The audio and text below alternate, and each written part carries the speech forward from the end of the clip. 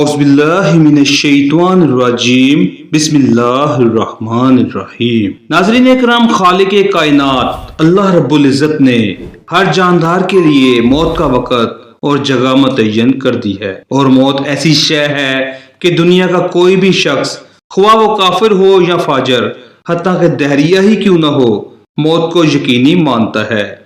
انسان، جنات، چرند پرند، الغرض ہر جاندار اللہ نے موت فرض کی ہے۔ امام جعفر صادق نے جانوروں کے بارے میں ایک حیران کر دینے والی بات بتائی۔ آپ نے فرمایا، پرندے، کیڑے اور جانور بھی یقینی طور پر طبعی موت مرتے ہیں، لیکن ان طبعی موت مرنے والے پرندوں کے مردہ جسم کسی کو نظر نہیں آتے۔ آخر یہ لاشیں کہاں چلی جاتی ہیں؟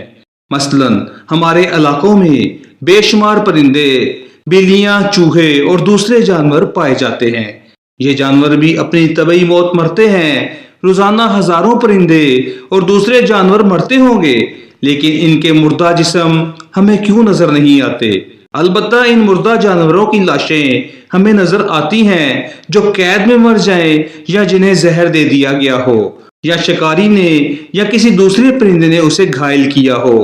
آہستہ آہستہ دم نکلتے ہوئے اپنے کسی جانور کو نہیں دیکھا ہوگا، یہاں تک کہ کسی چیونٹی کو بھی نہیں۔ امام جعفر صادق نے فرمایا، یہ مردہ اجسام تمہیں اس لیے نظر نہیں آتے کہ چوپایوں، پرندوں اور دوسرے جانوروں کو اپنی موت کا علم اللہ کی طرف سے پہلے ہی ہو جاتا ہے۔ وہ اس مقررہ وقت سے پہلے پہاڑوں کی غاروں، کھودوں، درختوں کے کھوکھلے تنوں، زمین کے سوراخوں یا گہرے گھڑوں میں جا کر بیٹھ جاتے ہیں اور وہیں مر جاتے ہیں۔ یہ اللہ کا نظام ہے، جس کی وجہ سے آج انسان سکون سے سانس لے رہا ہے، ورنہ اگر باقی جانوروں، کیڑوں کو چھوڑ کر صرف پرندوں کو ہی لیا جائے تو ایک اندازے کے مطابق دنیا میں پرندوں کی تعداد 700 ارب ہے۔ اگر یہ پرندے سر عام طبعی موت مرتے جائیں تو زمین پر قدم رکھنے کی جگہ نہ ملے۔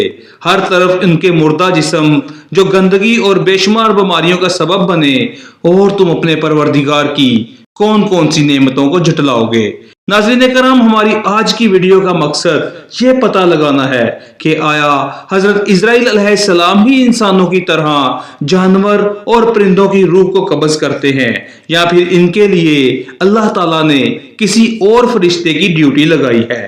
اس کے بارے میں اللہ تعالیٰ کے سوا بہتر علم رکھنے والا کوئی نہیں۔ مگر ایک حدیث کا مفہوم اس طرح سے ہے کہ جانوروں اور کیڑے مکوڑے اور درختوں کی روحیں تسبیح میں ہیں۔ جب ان کی تسبیح ختم ہو جاتی ہے تو ان کی روح قبض ہو جاتی ہے، لہذا ان کی روحیں ملک الموت کے قبضے میں نہیں ہیں۔ اکثر محدثین اس روایت کو ضعیف مانتے ہیں اور یہ بتاتے ہیں کہ جانوروں اور پرندوں کی روحیں بھی حضرت اسرائیل علیہ السلام ہی قبض کرتے ہیں۔ بعض نصوص سے اس بات کی طرف واضح اشارہ ملتا ہے کہ تمام ذی الروح کی روحوں کے قبض کرنے کی ذمہ داری اللہ تعالیٰ نے ملک الموت کو سونپی ہوئی ہے۔ چنانچہ ایک روایت میں ہے کہ ملک الموت نے ایک مرتبہ آپ صلی اللہ علیہ وآلہ وسلم سے کہا کہ میں ایک مچھر کی روح بھی اللہ کے حکم کے بغیر اپنی مرضی سے قبض نہیں کرتا۔ علامہ ابن حجر اپنی کتاب فتاوی حدیثیہ میں فرماتے ہیں کہ حدیث اس بات پر دلالت کرتی ہے کہ تمام جانداروں میں روح ہوتی ہے، اور روح حضرت اسرائیل علیہ السلام ہی قبض کرتے ہیں۔ امام قرطبی اس کے ذیل میں فرماتے ہیں کہ اس حدیث مبارک سے پتہ چلتا ہے کہ ہر ذی روح کی روح قبض کرنے کی ذمہ داری اللہ تعالیٰ نے ملک الموت کو دی ہوئی ہے۔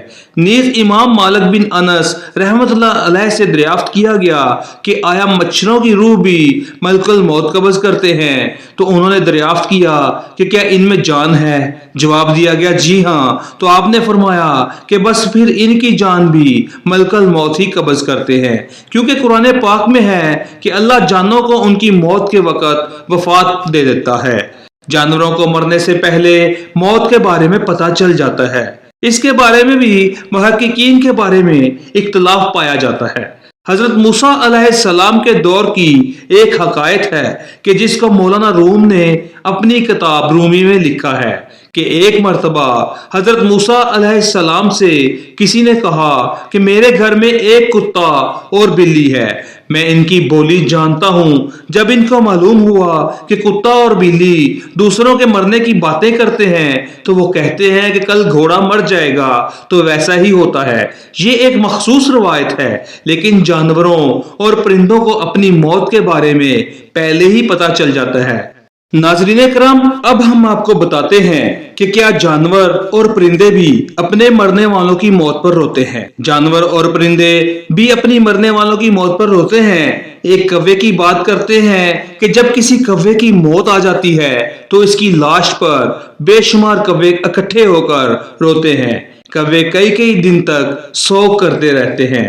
اپنے عزیزوں اور دوستوں کے مرنے پر رونے کے حوالے سے بات کی جائے تو سب سے مشہور بندر ہے، جو شور شرابہ انسانوں سے بھی زیادہ کرتا ہے۔ اگر کسی بندریا کا بچہ مر جائے تو وہ اتنا روتی ہے کہ دیکھنے والوں کو بھی رونا آ جاتا ہے۔ ناظرین اکرام، اس طرح کی مزید ویڈیوز کے لیے ہمارے اس چینل کو سبسکرائب کریں اور اپنے دوستوں کے ساتھ شیئر کریں۔